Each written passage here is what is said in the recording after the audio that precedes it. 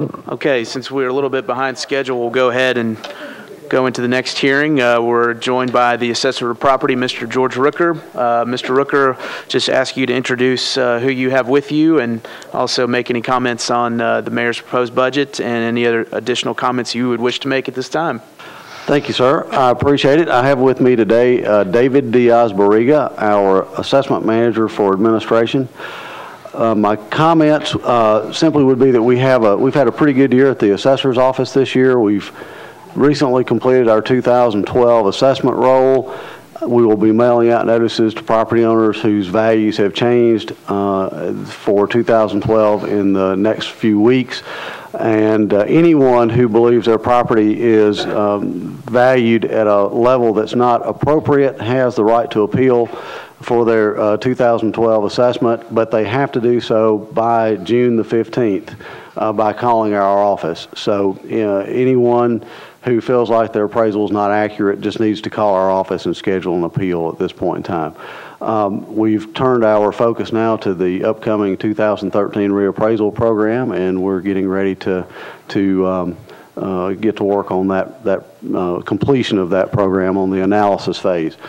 As far as the Mayor's budget is concerned, we are satisfied with the Mayor's proposed budget, but I would like to make a brief comment about that.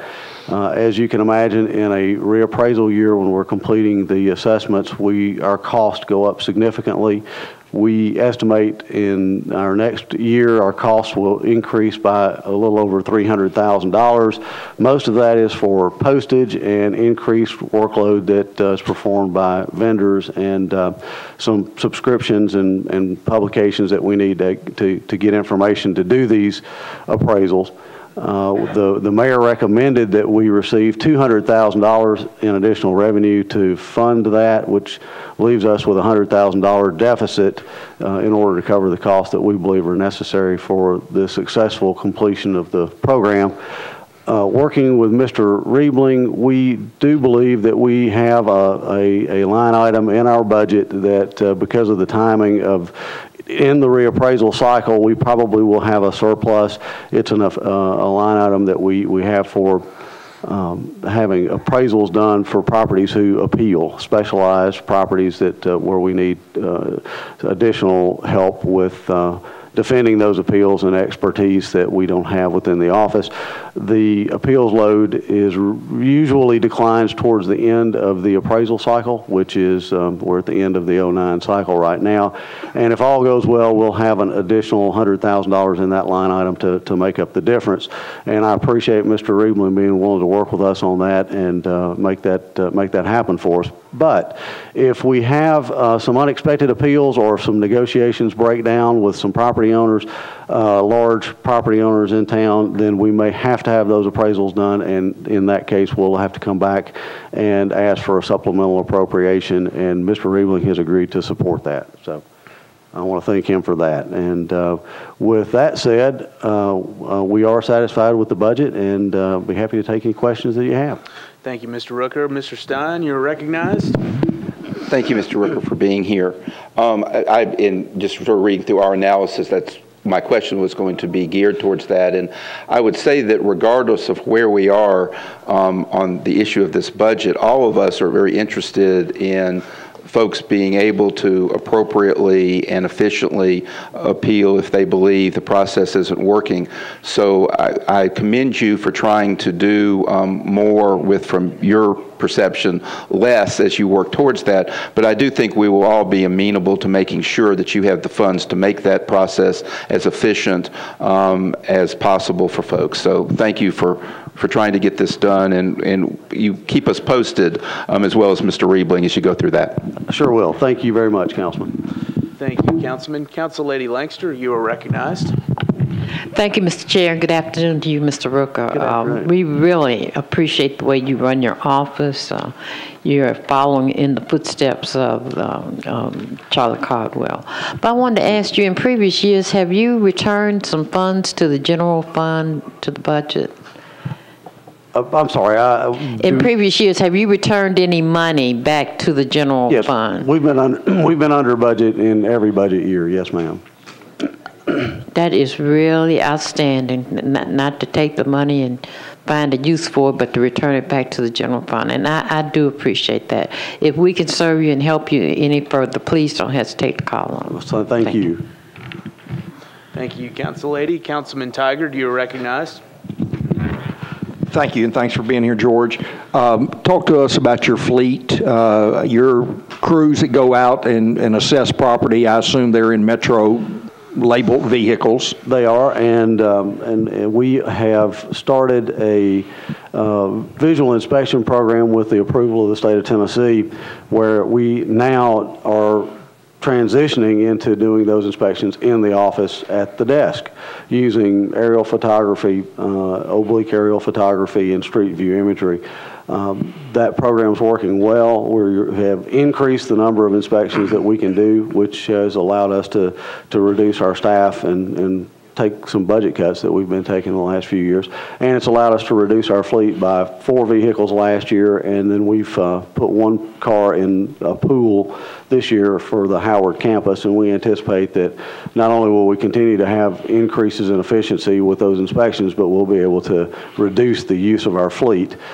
We still have a need to go out, and we do still go out and visually inspect properties when issues arise that call for that, or when there's new construction or some data that needs to be collected relative to that property.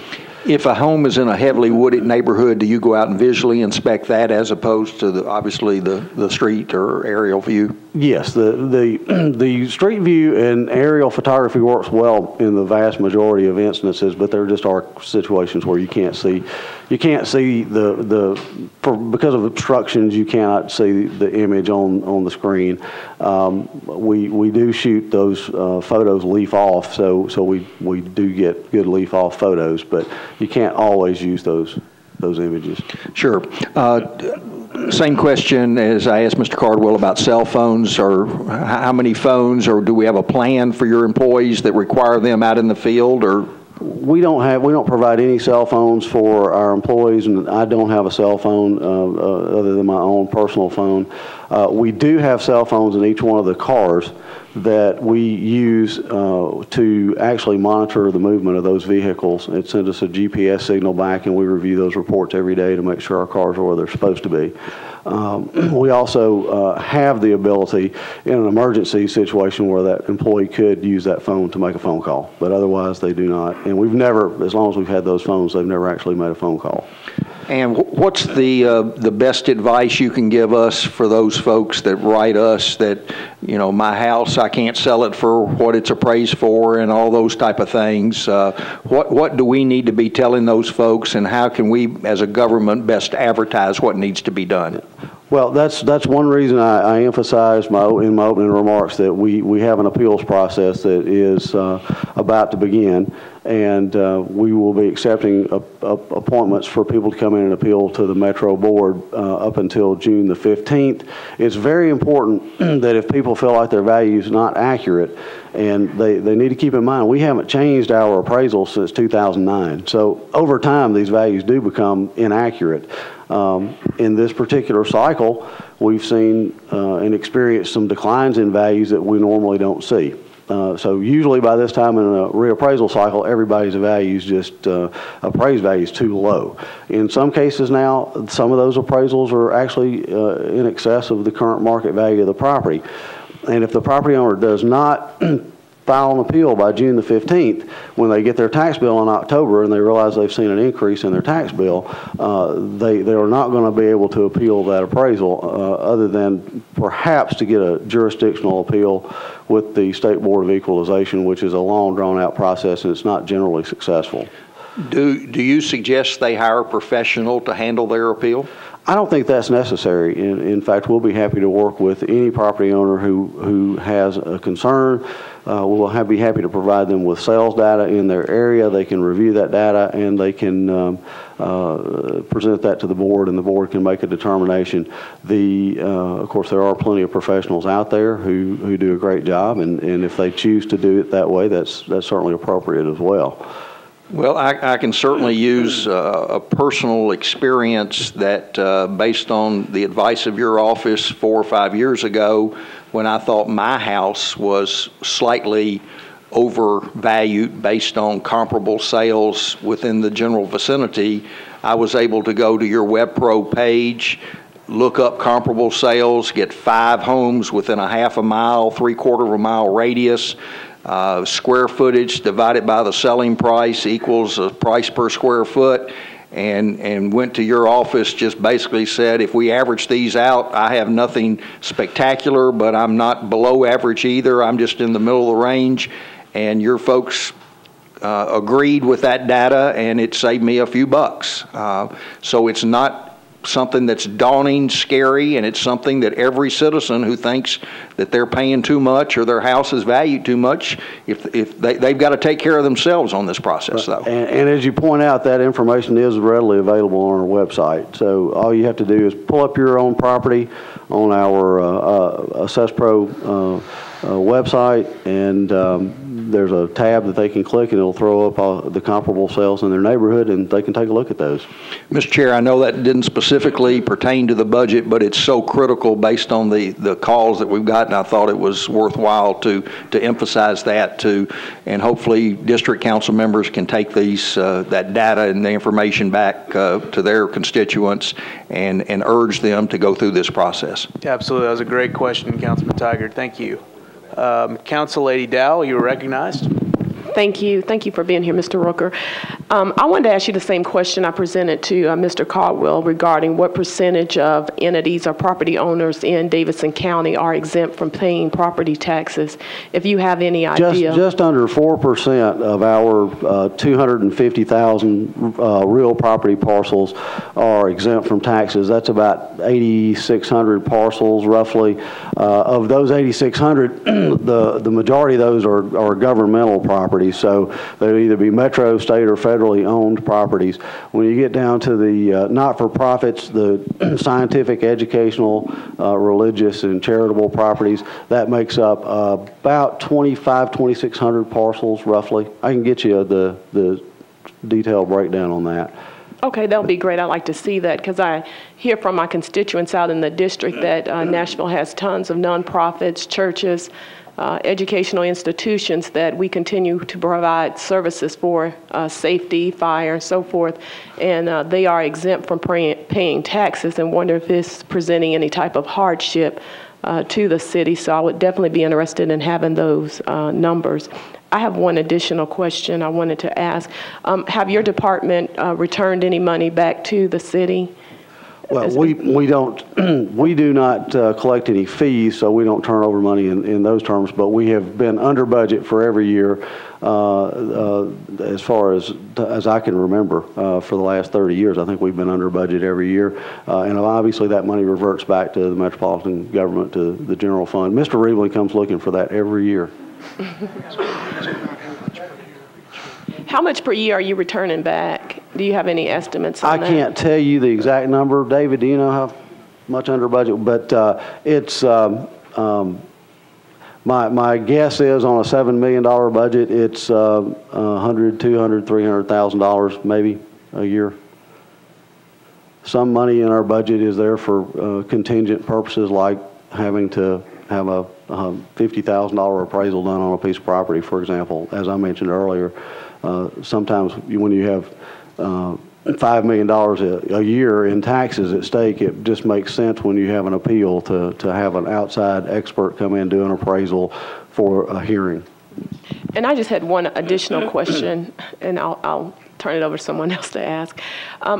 Do you have any idea how many people that come in to have their property reappraised, and is there any estimate of how many people are successful, or is it they come in and maybe nothing happens or nothing changed?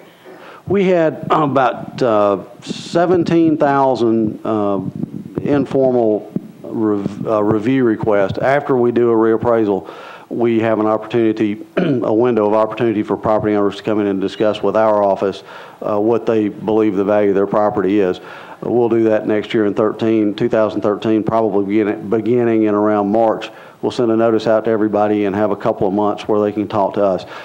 During that phase in 2009, we had about 17,000 requests for those reviews. That was up from the previous reappraisals because of market conditions, I believe.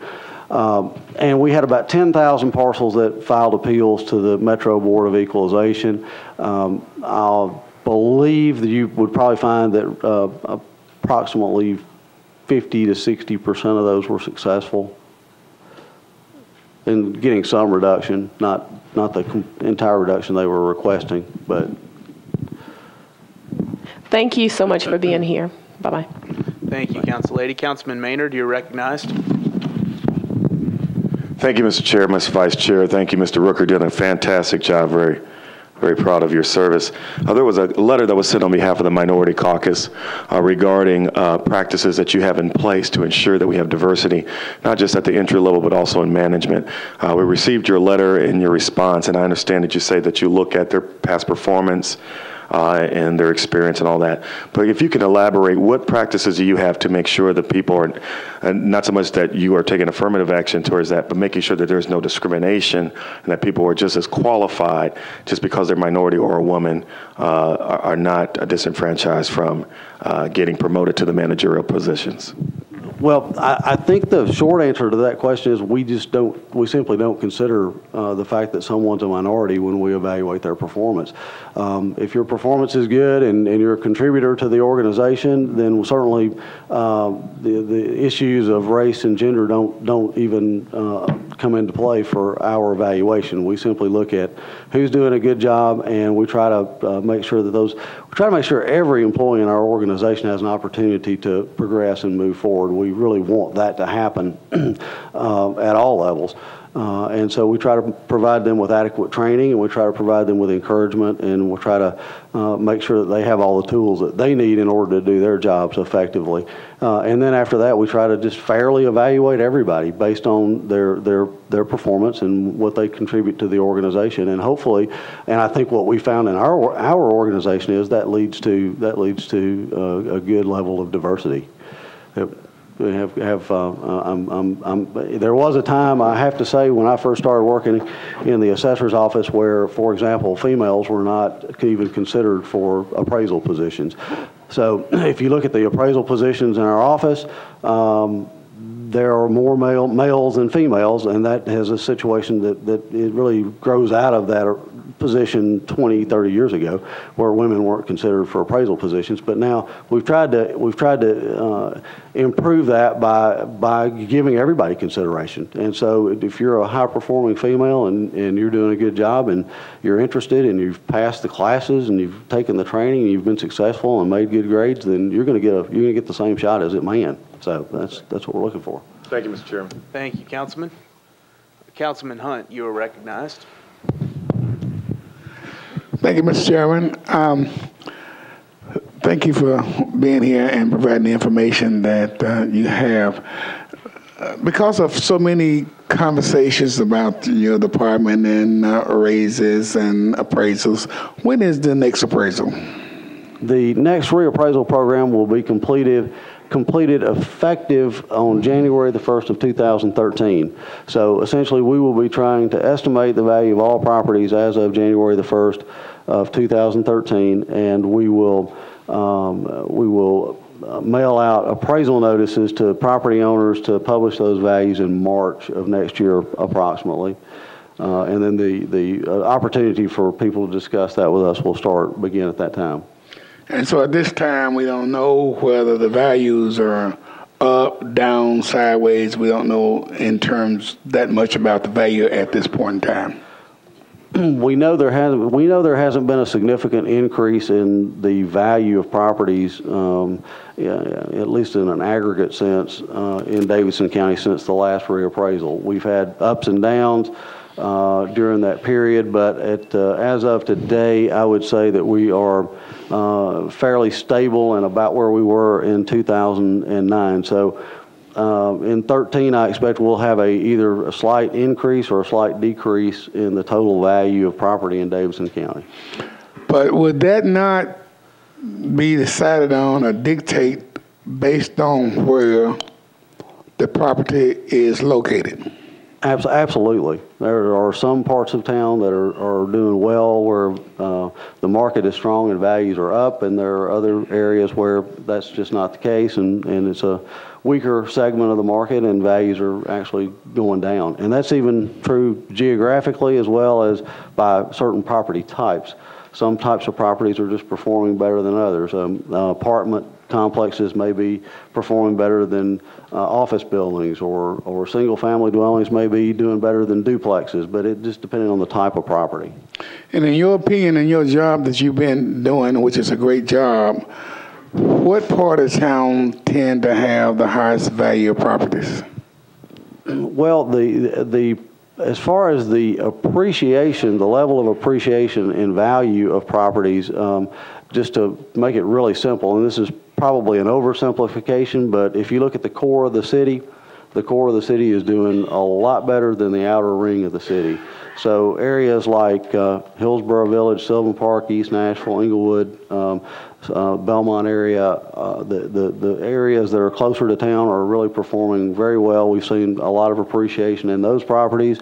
Properties out on the ring, Joelton, Antioch, around the county line, Hermitage, areas like that have not seen as much appreciation, and in some cases they've seen some depreciation.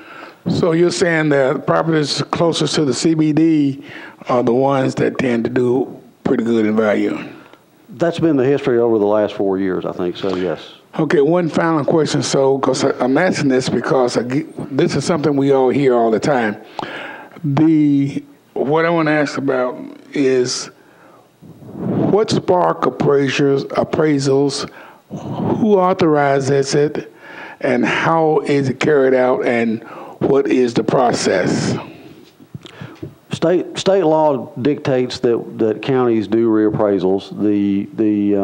The appraisal and assessment of property for tax purposes is governed by the state legislature, and it's overseen by the State Board of Equalization. I had an auditor from the comptroller's office in the office today. They come by quarterly and review our work and take a look, make sure we're doing the job properly. They tell us what we can and can't do, and how often we need to reappraise. The legislature dictates that. So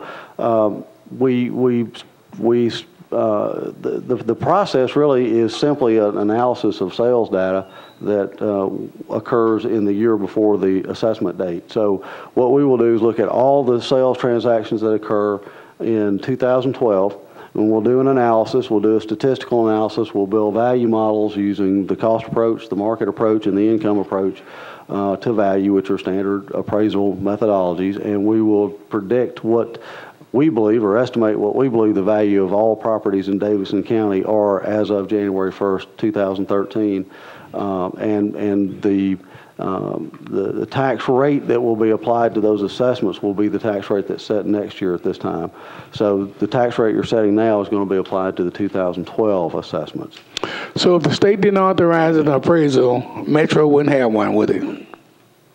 I suppose that's possibly true. The state requires us to do reappraisals. It doesn't prohibit us from doing reappraisals, however. So if there was no state law requiring reappraisals, there's certainly no state law prohibiting them either. So I suppose this body and the administration could establish guidelines in the absence of state guidelines. Thank you so much. It's been wonderful, and I appreciate you.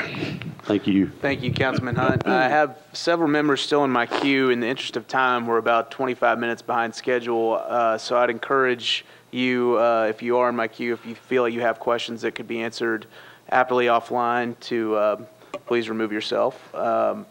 Councilman Dominy, you're recognized. Thank you. Welcome, George. Glad you're here. A couple questions. The reassessment that takes place, it has to be revenue neutral according to state law. That's correct. In the event the values across the county are down rather than up, do we have to adjust the official rate to compensate to make it revenue neutral, or how does that work? Yes, the short answer to that is yes, we would have to adjust the tax rate to make it revenue neutral. In the case of, in a situation where total assessed value goes down, the certified tax rate calculation would push the tax rate up. So we've never seen that before. It's never happened in our history, But if total assessed value drops next year, the certified tax rate will go up above the current rate. Okay. And the reason I asked that was, when we did the reassessment in 2009, one of the things that occurred, that date that was the assessments were based on was before the housing bubble burst, and there was some declines before those were even approved. And so the rate upon which our homes were assessed was actually higher than the actual market value at the time because it was based on a date before that decline. Or the bubble burst. And so nationwide, we had reports from states where the values of homes were down 20, 30%, some states even higher than that. And I didn't know where we fell as a city and what the likelihood of us not having an increase countywide of assessed value might be. Well, as I said earlier, we have not begun the preliminary phases of, we've just begun the preliminary phases of our value model building. We have not applied any of those models to the data that we have on file, so I don't have any prediction of what the total assessed value will be. I can tell you that we do constantly track our appraised values that were established in 2009 against the current sales of properties, and we're pretty close to on par with the current sales prices. In fact, we're just slightly below, we're slightly above current sales prices on average, just slightly.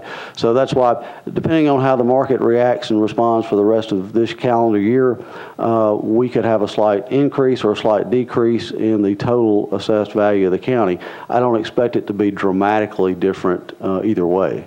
Okay, but if it did go down, we would have to raise the tax rate to compensate, so we have a revenue neutral situation. That's correct. The certified tax rate that you adopted would be higher than the rate.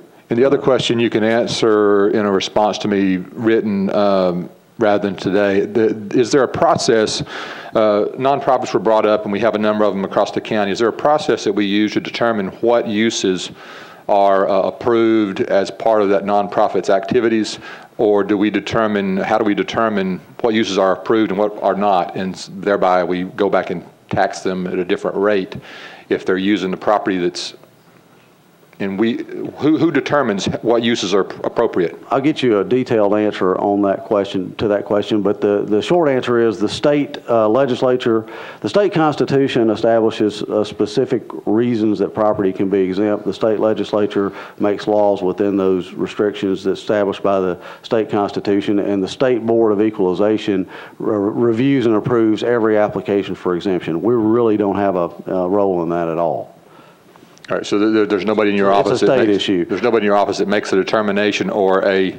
No, we just process the application and send it to the state to an administrative, actually an exemption designee at the State Board of Equalization. And there's no room in there for interpretation. Well, there's certainly a right to appeal, and property owners do, and there's a judicial process but no, not for us. All right, thanks. Thank you, Councilman. Council Lady Gilmore, you're recognized. Thank you, Mr. Chair. I'll follow up with my question for Mr. Rucker for the sake of time. But I just wanted to say thank you to you and your office. I've had some constituents to come down, and David made the process very easy, and they were able to appeal it. So I want people to know if they feel that the properties are not in line with what they think, that you make it very easy. And so I appreciate that. And I'll ask my question offline. Thank you. We try to make it an easy, streamlined process for everyone. Councilman Bedney, you're recognized. Thank you, Mr. Rucker. Council Lady Dowell had said, you answered to her that about 4% of the properties in Nashville don't pay taxes. Does that include Baptist Hospital, for example, or some of the hospitals in town? It includes all the nonprofit hospitals. They don't pay property taxes? The for-profit hospitals pay taxes, the not-for-profits do not. Okay. I got many people from Cane Ridge that seem to believe that you are targeting our area. Can you make them feel at ease? Can you explain how you go around choosing what areas to go reassessments? We do all the reassessments at the same time in the reappraisal year, which will, in this case, be next year in 2013. We do visual inspections of properties over a 3-year period prior to that last year when we do the analysis. We do that on a schedule that we establish on the front end of the program with the State Division of Property Assessments. So if they're referring to the visual inspections, we could be out there doing visual inspections of properties in any given area of town at any point in time. Those are scheduled and occur over a 3-year period. All the values, if you're going to update a value for a piece of property, you have to update every value in the county. You can't go in and do spot reappraisals and just update the values of certain areas. You have to do the entire county at the time of the reappraisal. Thank you. Thank you, Mr. Rucker, Mr. Diaz-Barriga. We appreciate you being here very much. Thank you. Thank you.